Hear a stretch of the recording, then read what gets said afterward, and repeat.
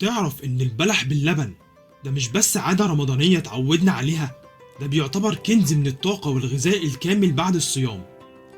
والسؤال هنا هو اشمعنى البلح بالذات؟ والإجابة إن البلح غني بالسكريات الطبيعية اللي بيحتاجها الجسم، يعني بيرجع الطاقة بسرعة بعد يوم صيام طويل. أما بالنسبة لدور اللبن فهنلاقي إنه بيوفر بروتين وكالسيوم، وده اللي بيساعد في تقوية العضلات والعظام في نفس الوقت. ولما بنجمع ما بين الاتنين البلح واللبن بنحصل على توازن مثالي ممتاز بين الطاقة والبروتين اللي بيحتاجه الجسم بعد الصيام. ولو ركزنا على تأثير كل واحد منهم فهنلاقي إن البلح بيسهل عملية الهضم، أما اللبن فبيهدي المعدة، وده بيكون مناسب جدا للجسم بعد الصيام.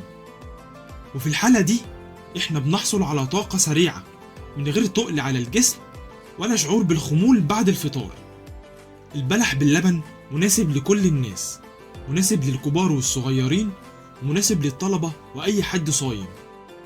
وأفضل وقت يتاكل فيه البلح باللبن هو أول الفطار، وممكن كمان في السحور. أما بالنسبة للكمية المناسبة منه فبتكون كوباية لبن مع 3 بلحات، ودي كمية كافية جدا بحيث تاخد فايدته من غير زيادة. معلومة بسيطة بس فايدتها كبيرة، فايدة بسيطة بس تأثيرها كبير.